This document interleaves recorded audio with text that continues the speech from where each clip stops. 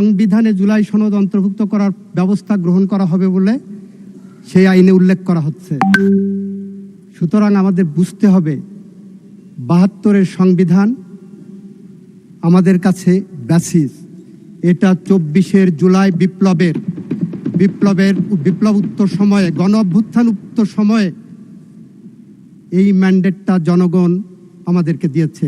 এই সংবিধানকে সামনে রেখে যাবতীয় কার্যক্রম পরিচালিত হবে এবং যাবতীয় কার্যক্রমে আমরা সংশোধনী আনতে পারবো সংবিধানে। মাননীয় স্পিকার,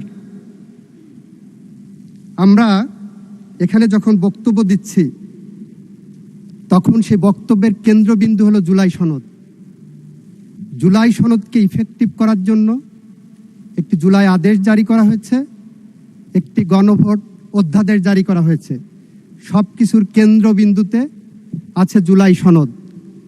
জুলাই সনদের ৬টি প্যারাগ্রাফে দেওয়া আছে। ৬টি প্যারাগ্রাফের মধ্যে প্যারাগ্রাফ ৬-এর কটা যদি একটু দেখেন, সেই ৬-এর কয়ের আন্ডারে অনুচ্ছেদ ১ থেকে ৪৭ আছে।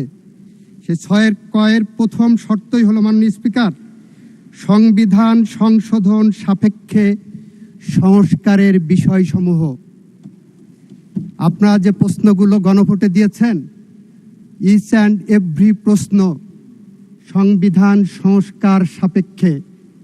মাননীয় স্পিকার, আমরা যারা বিএনপি করি আমরা একটু সহজ সরল, জুলাই বিপ্লবীদের মতো একটু আবেগী, জুলাই বিপ্লবীদের মতো জন আকাঙ্ক্ষার কথা চিন্তা করি, জনগণের কথা চিন্তা করি।